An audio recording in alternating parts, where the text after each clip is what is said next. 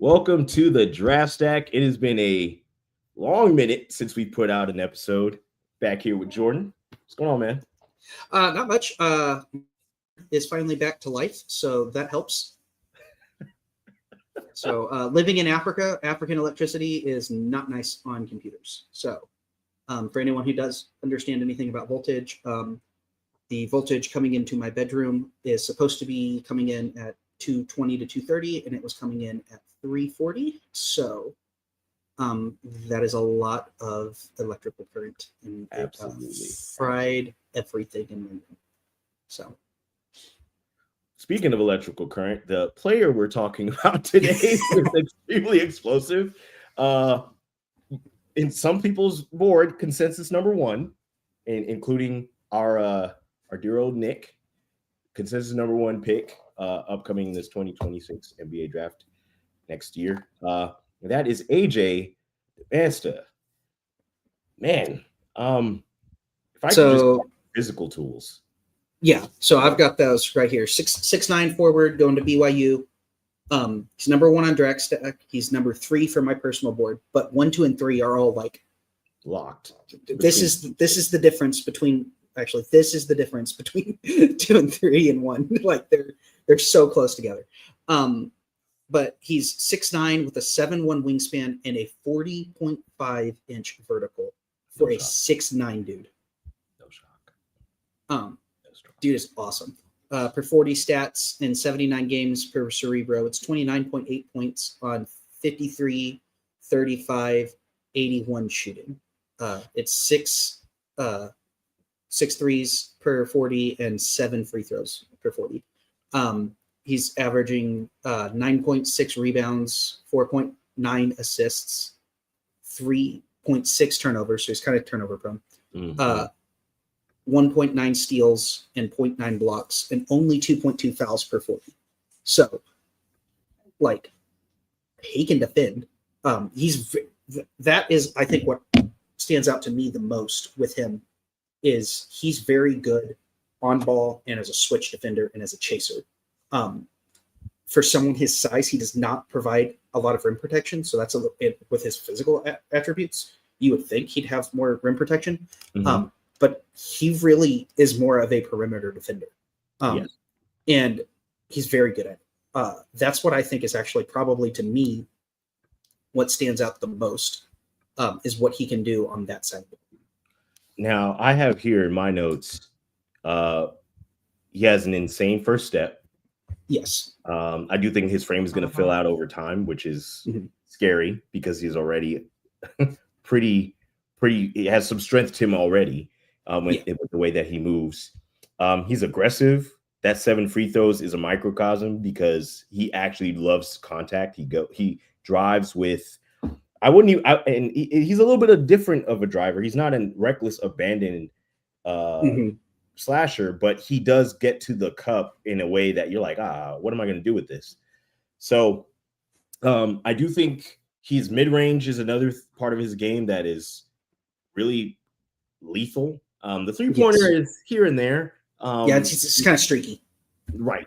But when he gets hot, when he gets going, he definitely can get going.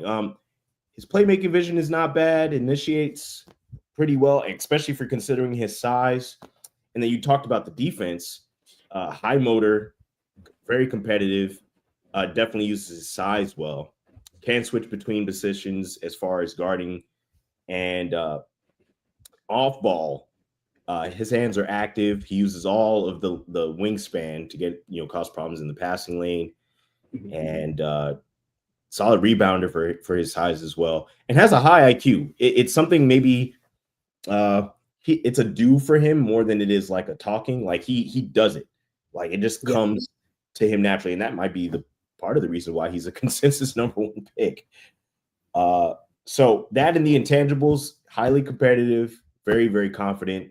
There is no lack of confidence in AJ at all. Yeah. So, two-way potential. What say you? I really like his two-way potential. I think he's out of the 3. I think he fits the most your idea of a two-way star. Yeah. I think out of the three guys who are fighting for number one right now. I will also say, like, we talk about comps. I've been doing the comp clouds for these guys as we've been going through them, and tried to use the Ringer's idea of shades of different guys. And so the one you hear a lot with him is the same as Ace Bailey. He's T-Mac. He's the next T-Mac. And I try, especially this early on in this season, to not use Hall of Famers for your comp. Yeah. However, if we're talking about him or Ace Bailey, who looks more T-Mac? It's very much. He looks much more T-Mac than Ace Bailey did. I always thought of Ace as more of a bigger forward wing guy. AJ's a guard. He has the guard skills. So there is that. He has the athleticism that Ace didn't have the same kind of athleticism. Ace is a very different kind of player to me than T-Mac. I'm not saying that Ace is a bad prospect or that's not. It's just like, to me, I didn't understand the T-Mac comps very much other than body type. The way he played, to me, felt more Rashard Lewis than Tracy McGrady. I can agree with that. So, which is not a bad comp. No, it's not. It's not. So I ended up higher than consensus on Ace. So like, I'm not saying that as a bad thing. I'm just saying if we're actually doing comps to T-Mac, I do understand the comp. I don't want to use the comp because it's way too early in a season for me to compare a high schooler to a Hall of Famer. Correct. So I have Joe Johnson as my main comp. I like that. And I also have my third comp for him being Brandon Ingram. So that's more of a lower end outcome. I personally think that he does offer more versatility than Ingram, as far as I think he's a much more willing passer, so he's much more near the other two in the passing area. But the body type, he is a lot closer to Ingram's body type than even the other two. Right. So, yeah. So, I mean, to be honest, not only that for me, but I believe one of the comps that I had for AJ was prime Paul George, and not prime as in like prime, ascending prime, like the so Indiana years where you started to see him kind of. Now, can he get to that point? We don't know what Paul George was going to be barring injury. A lot of potential. Not that he's not a bad player, not knocking Paul George. I just don't think because of injury he actualized all of his ceiling as a player. AJ has the potential to maybe actualize maybe what we would have seen from Paul George if he had not gotten injured. I'm hoping, and I'm knocking on wood, that AJ stays healthy. So the two-way potential is insane. The scoring potential is insane. The prowess is extremely instinctive. And I also want to point out, I think Paul George is going to be a Hall of Famer. So that would be another reason that I pulled back on using Paul George as a comp. Which is fair. It's not that I don't think it's a good comp. It's that I think it's too early to give Paul George as your comp for these guys. But the same thing, I mean, like, these guys are so good that we're having to have that discussion. The next guy we're talking about is going to be De'Aaron Peterson. The comps that get thrown around for him right now are SGA and Kobe. Like, we're talking about incredible. I think both of those are kind of a little overhyped again for a high schooler who hasn't even played a minute of college. And then for Bouger, Bouger gets Kevin Love and Chris Webber comps. Like, again, that seems kind of early, but these three guys are that good that they're getting those comps. And what's crazy about that is at one point I hope that people temper their expectations. I heard some comps saying Tim Duncan, which I was like, please pump your brakes. Pump all of the brakes. Give him a chance to play his game. If the comps that you think are close to that happen, great. But placing him in the same conversation comp-wise creates unnecessary pressure and, in my opinion, also creates expectations from him that maybe are not needed as it pertains to his game overall. So, as far as this is not the Cam Bouger pod, but since we're talking about him, to me, the Duncan, like physicality wise, he's just nowhere. He's so much shorter than Duncan. Like Duncan was a legit 7-footer who could do all the things that Cam can do. So that just makes it so much more unique with Duncan. That was why Duncan was so unique. And not that he isn't fundamentally sound, but one's nickname is the big fundamental.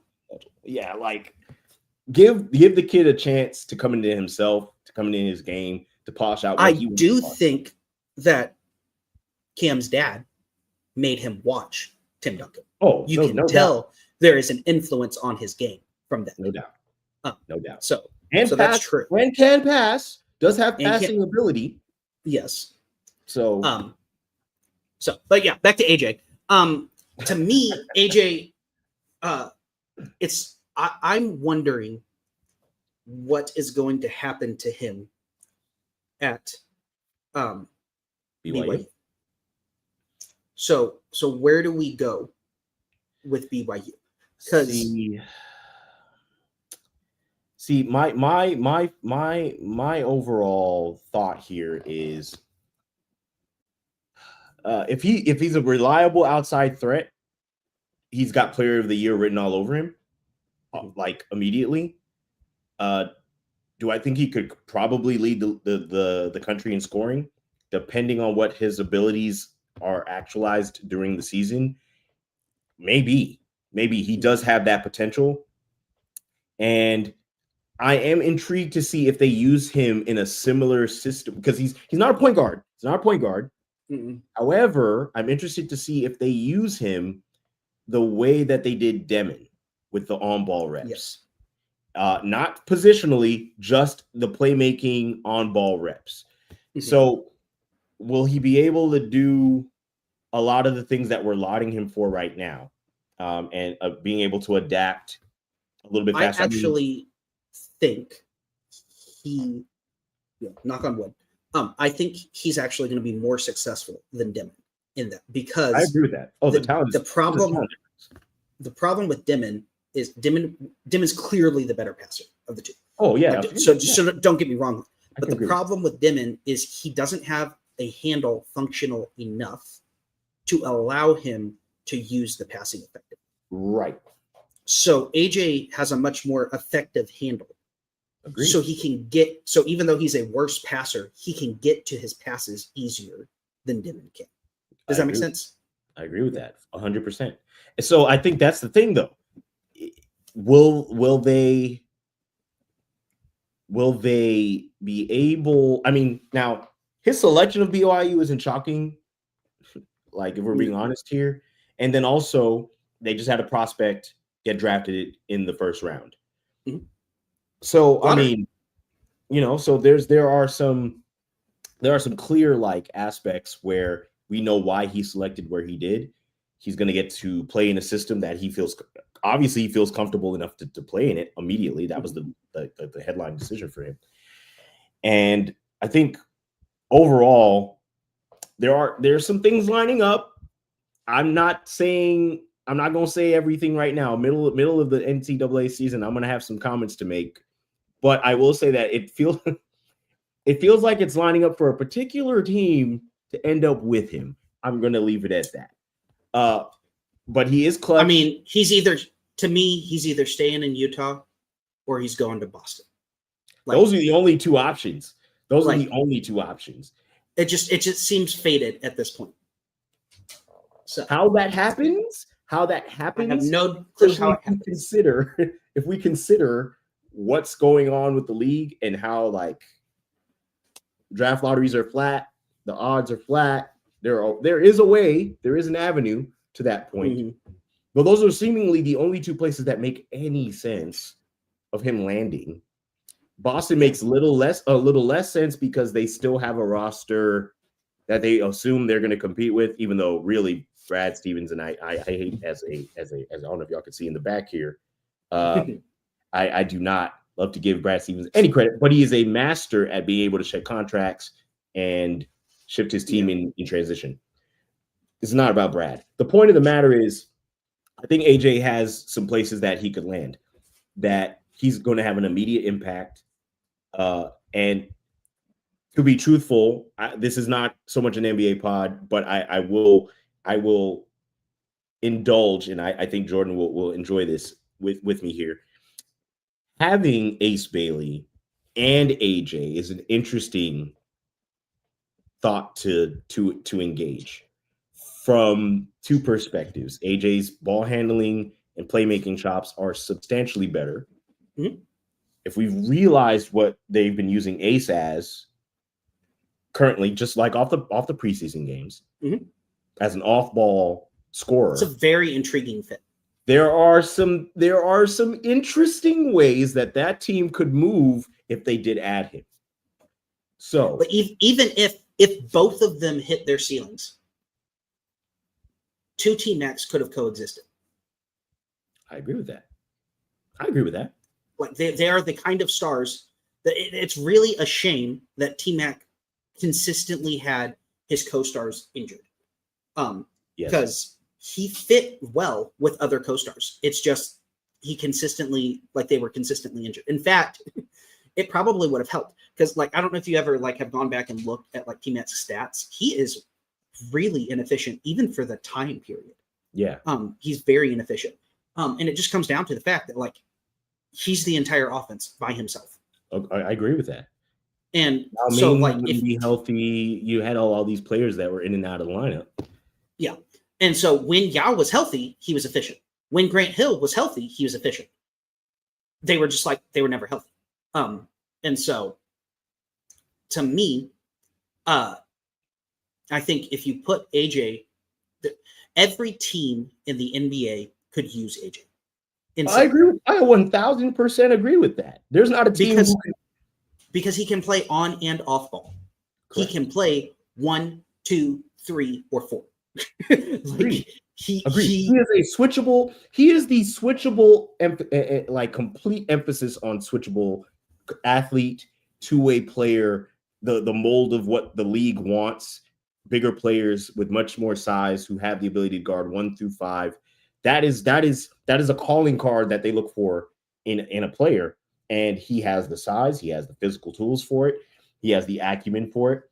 So, and he's going to be at BYU, he's going to put up numbers, and he's probably not going to look super efficient doing it. Because he's going to be, it's going to be Archangel offense, to quote what they called Michael Jordan at the beginning, which leads me to a point that, and I'll let you finish. He is a tough shot maker for sure. He takes and makes tough shots. We've said that about other players, but he really does not care about he does not care about the person defending him. He goes at the defender. I'm going to get my bucket, and he just does, and he does. Now, the person we're going to talk about on the next pod, in comparison, you could argue the exact same thing as far as pace and the ability to take and make shots. The pure ability to get to the basket to score in Peterson. So there's a reason why Jordan said that there is a minuscule mustard seed sized difference between 1, 2, and 3. You're also getting with AJ, the game looks easy to him. It does. And so I think sometimes there have been some times where even I catch myself saying, he's not trying. I think he is trying. It's just he moves at that size so effortlessly that it looks nonchalant sometimes. I agree. And so he's a very fluid athlete. I agree with that. He's very skinny. He's going to have to work on some things. Don't get me wrong.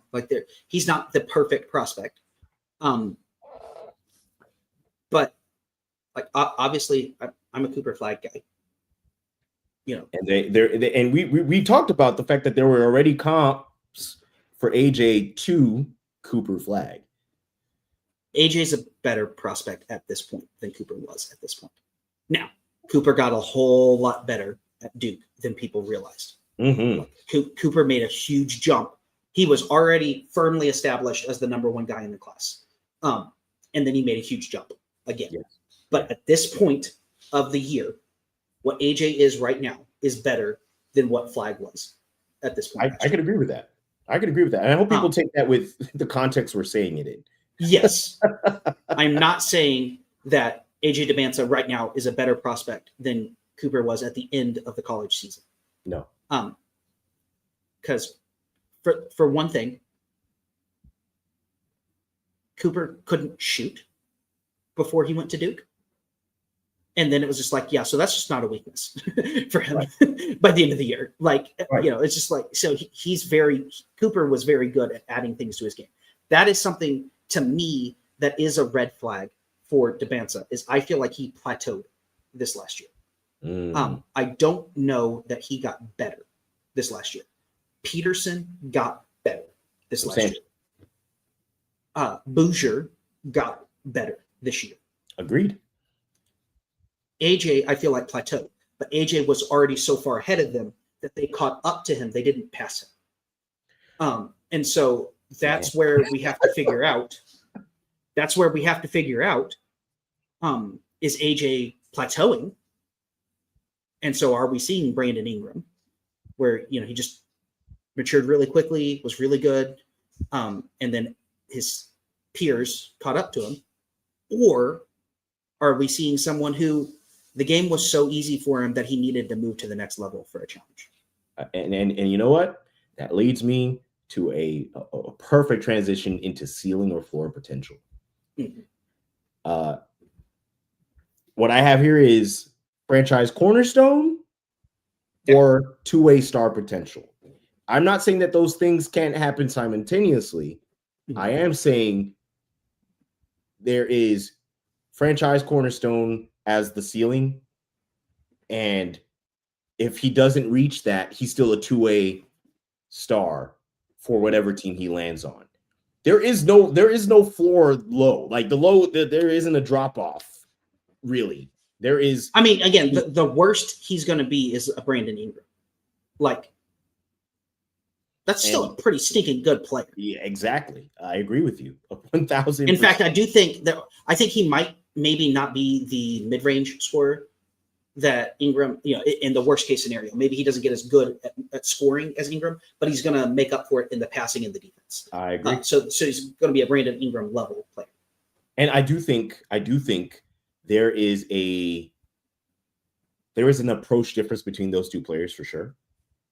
As far as approach to the game, the ability to impose their will on the game. There are opposites in that way. The demeanor is the same, in my opinion. The demeanor is the same. The approach from that demeanor is different. I also think the approach of AJ does view basketball as a team sport.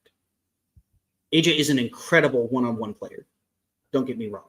Yeah. But he does view basketball as a team sport.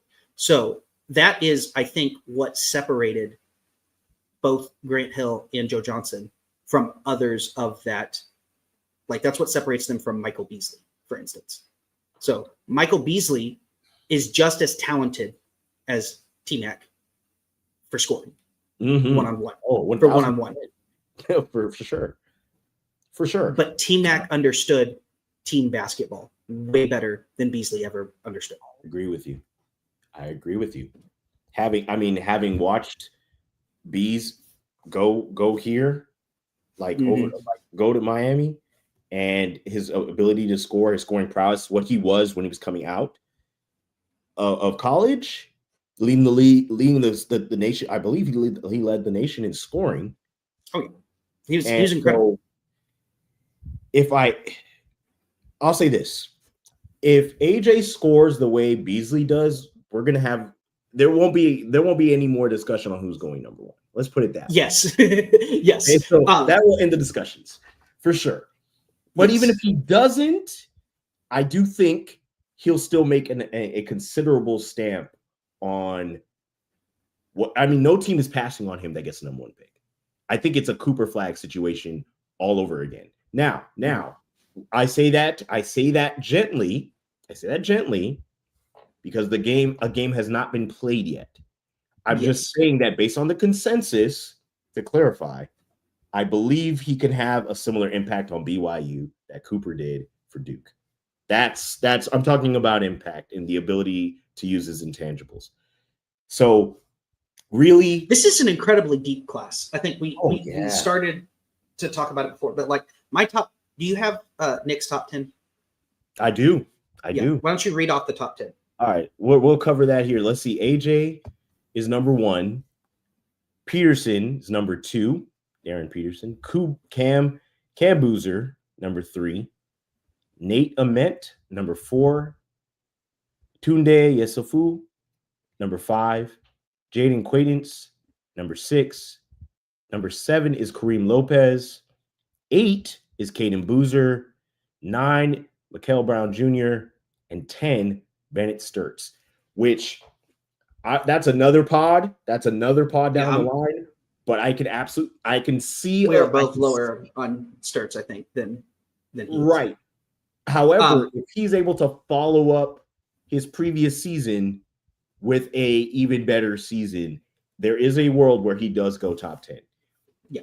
And so I have the same top 10, except for I have Sturts outside of my top 20, I think. I think he's like 21, 22, something like that. And then I have Koa Pete. I have Koa Pete at 8 instead of Sturts. So like they're different players, are in different orders, but Koa Pete is the one that I would switch Sturts out with. And like every one of these guys, we're early in the season, so we're trying to figure out how to do these comps without being ridiculous. Mm-hmm. But like, Cam Boozer, my comp, it's like, is it Palo? Like you're trying not to do a Hall of Fame comp. So you still have to do an all-star. Like, what are we doing here? Like he's so good. Darren Peterson, 6'5" De'Aaron Fox. Like I'm going to say this. It's going to get clipped. I'm going to be in trouble. He's the second most functional athlete I've ever watched. Or I've ever scouted for basketball. And for clarification, folks, we talked about this pre-pod. There's a difference between functional athlete physically for the physicals with physicality and functional as in the ability to use the athleticism. And that's what I'm talking. He at that size, I've never seen someone so fast at that size. You talked about AJ Dybansta's like quick first steps. He does. He has a quick first step. Darren Peterson's on his third step by the time AJ's done with his first step. Like it's insane watching Peterson. Michael Brown, like he's a legit point guard who also has hops. So it's just like if Mike Bibby had a pogo stick or something. I don't know. Like I don't have a great comp for him. Like Townday is trying to be Ant. Like that's like he's literally wears the sleeve and like he's trying to be Ant. I'm not saying it's successful, but that is who he's trying to be. Jaden Quintance, very Bam-like, like it's poor man's Bam. Nate Ament, I have, he's getting KD comparisons. I think those are, I need people to pump those brakes. I pump those brakes. I think he's Tayshaun Prince. Every team in the NBA would be drooling to get Tayshaun Prince. I agree. There we go. I agree. Okay. I think he's Tayshaun Prince. He's going to fit on any team. If we had to guess who, to me, Ament, I think, has the highest floor. And I think the floor is so much more intriguing than his ceiling. I think there's, the 2% outcome that he becomes KD. There's this ginormous chance that he's Tayshaun Prince. which is not bad. Tayshaun Prince was a 12-year starter in the league, like champion, almost multi-time champion, right? Like within a game of being a multi-time champion, significantly a huge part of that. Like I don't know, like he's awesome. So, and this is us trying to still be, pumping the brakes on some of these comps. Like these guys are awesome for high school. Agreed. So let's see what they do in college, man. I'm so excited. This last year's class fell off really quick. After Harper and Bailey, it started to fall off really quick. And this class is deep. It is. There is so much more fun in the late. We haven't even started talking about Dash Daniels yet. Yeah, we didn't talk about Magungawath. We didn't talk about Todd Pettiford. Woo! I love Todd. So Yakovich, Darius Acuff, Yaxel Lindenberg. There's a ton of talent in this class. Mm-hmm. And so I think that's probably a great way to end the pod. Is just like, we're excited for this year. Like there are so many good things. Agreed. And a lot of what bolsters that is the returners that went back to school, who I'm intrigued to see how do they differentiate what player they were before they had draft combine experience versus now after experiencing that, knowing what it is that they need to do as a player to be in that top 15, top 20 conversation as players. Again, we're next cover play. We're giving you a heads up here. We're covering Darian Peterson next, and there's so much to cover on him. I heard some D-Wade comps. I'm telling people to pump the brakes on that. Even we're gonna talk about Comp Cloud with him because I think he's very unique. And so people are comparing him to unique talents. Agreed. And so that's what's going on. And if he can live up to his potential, he is. I'll just say it, he is an association changing guard, not a franchise changing guard. He's an association changing guard if he can live up to his potential. I can't think of a better way to end the pod. Folks, we'll catch you guys on the next one. Thanks for watching. We love talking hoops. Catch you next time on Draft Stack. Peace. See ya.